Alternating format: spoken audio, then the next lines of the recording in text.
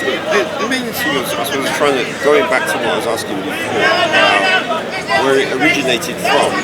Won't be long, Vincent. Yeah, about where the origin came. So even though you had these Catholics, these people who were doing things relating to Mary, you said that some of songs had a mention or something. Souls? You said some songs. Songs. Yeah, songs. Or you said there was some writings or. Oh yeah, back in the early centuries, like the Nisabean hymn, which describes her as spotless. Okay. And so, but at that time, would it have been official with the bishops that she was a part of the Catholic teaching?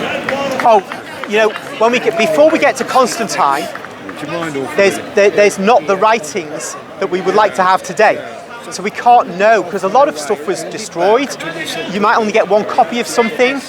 Like Origen, a great church theologian, he wrote vast amounts. Most of it's disappeared. So we can't know what the attitude was. We only know that after Constantine, we have started having the councils. Like, for example, the Council of Ephesus in 431, she's declared to be the Mother of God. Okay? Major title. But we only get that officially. This is 431 AD. It's 100 plus years after Constantine. If we'd had the conversion before that, we might have had earlier statements, so we'd know earlier. But history doesn't give us that. But then I suppose the bishops there would have been alive, so whoever came to that meeting, if the traditions weren't even official with the bishops, you'd think that they'd bring it up at the meeting. They only brought up what was important at the time. The council was called because people were saying Mary is not the mother of God, she's the mother of Christ. There was a problem of the division of Christ into two persons. The point about this is, when people read the Bible, they come to all kinds of strange views. And that happened then, many times. And this was something that the council was called to iron out. So it wasn't focused on Mary so much. So we got the title Mother of God because of this controversy. Imagine this, if there'd been no confusion about the nature of Christ, there would never have been this council, and we would never have had the official title Mother of God at that point. And then you might be asking, why didn't we have this you Catholics believe in, even in the 5th century AD? You know, this is the problem. Things only happen by accidents. But we say that God's church is given by the Holy Spirit the power to witness what the truth is. And so we trust the church rather than scratch around for historical documents which often are not there.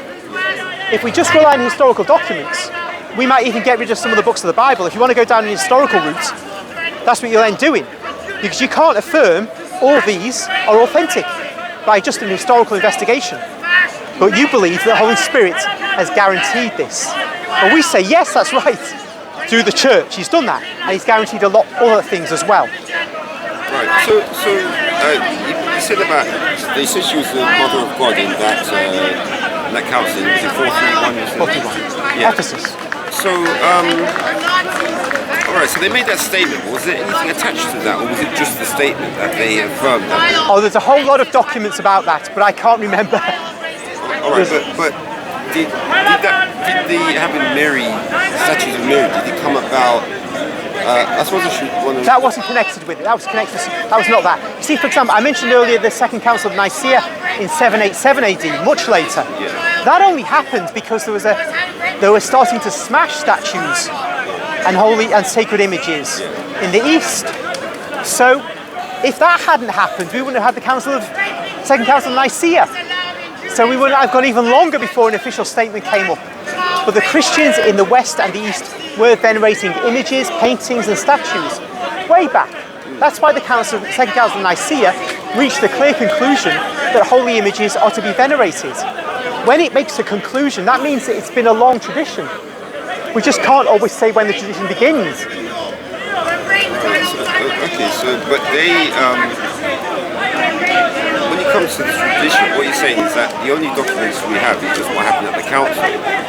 Nothing. Yes, and as I said in a video I did, and I can't remember the documents, I got documents which showed there were images in the catacombs of the early Christians from the 2nd, 3rd century AD. So we know that this was not abnormal at all. And praying to the dead, right there in those early Christian monuments. So the stones are brilliant because they don't decay, and you can see what was being believed. Right. So, and then the last thing I suppose I want to ask you to get off is wasn't there a recent Vatican II? Because I know I keep hearing this about something related to Mary that only came about recently. Like it was one of the councils maybe in the 18th century. Okay. The most recent important teaching on Mary is the declaration in 1950 by Pope Pius XII that she was bodily assumed into heaven when her life ended. We don't say that she died. We don't say that she didn't die. We just say that when her life ended, that she was taken up. Right. So it took all the way to 1950 to have that as an official book. Yeah, this is a good example actually of what you were saying. Like, if we say, oh well, that's it was invented in 1950, you would know that isn't true because you can look at there are plenty of documents showing this is what the church taught long before that. But we have classes of teaching. We have, for example, the teaching of theologians, which is, fairly low level. At the top, we have the official teaching of the popes, like that one from 1950. But below that, we even have teachings of the popes, which are of that solemn level. So there's different degrees, and you can imagine that makes sense, because sometimes a pope may say this, he may say that, but that's not like officially sitting down and declaring a teaching in a fully worked out way. You could have what Catholic theologians have taught forever. And they've taught forever that Jesus rose from the dead. But I don't think there's an infallible teaching of the Pope like with Mary in 1950. I don't think there's an infallible teaching about that. So if somebody was to say, hey, there's no infallible teaching that Jesus rose from the dead, you think that's stupid, because it doesn't. Some things don't need it. Those things only happen when there's a controversy. Yeah.